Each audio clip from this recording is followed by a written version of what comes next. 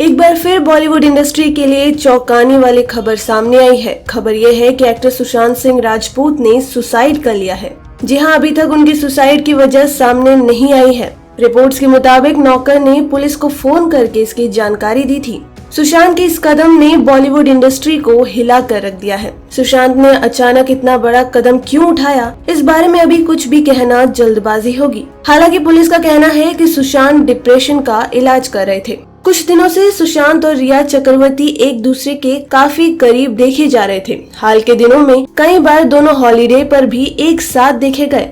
अब जब सुशांत नहीं रहे तो कहा यह भी जा रहा है कि उनके और रिया के बीच सब कुछ ठीक नहीं चल रहा था। हालांकि सुशांत और रिया ने कभी भी अपने रिश्ते को लेकर आधिकारिक तौर पर कुछ नहीं कहा, लेकिन कई रिपोर्ट्स में दावा किया जा रहा है कि दोनों एक दूसरे को डेट कर रहे थे। हाल के एक इंटरव्यू में सुशांत से अपने रिश्ते पर रिया ने कहा था कि ना सुशांत ने इसे कबूल किया और ना मैंने, तो ये सच नहीं है। उन्होंने सुशांत को अपना अच्छा दोस्त बताया था। रिया ने ये भी कहा था कि वो दोनों यशराज फिल्म्स में जब थे तब से एक दूसरे को जानते हैं। इसके अलावा उनका कहना था कि दोनों के मैनेजर भी लंबे वक्त तक एक ही रहा।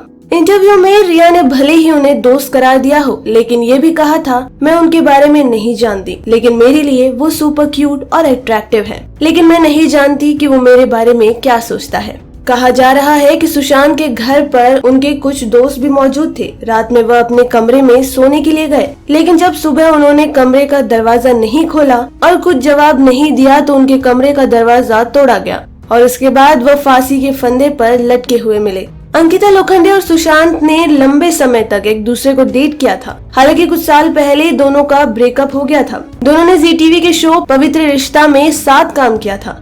एक साथ काम करते हुए ही दोनों नजदीक आए थे। इसके बाद दोनों ने खुलकर अपने रिश्ते को कबूल कर लिया था। कपल काफी खुश था, लेकिन अचानक ही दोनों का ब्रेकअप हो गया। बता दें कि सुशांत को डिप्रेशन था और उनका इलाज चल रहा था। उनके घर से दवाइयां और प्रिस्क्रिप्शन मिले हैं। पुलिस को कुछ ऐसे दस्तावेज मिले हैं जिसके मुताबिक वे डिप्रेशन का इलाज करवा रहे थे। फिलहाल उनके घर से अभी कोई सुसाइड नोट बरामद नहीं किया गया है। तो इस वीडियो में इतना ही। ऐसे ही लेटेस्ट अपडेट्स के लिए बने रहिए हमारे साथ।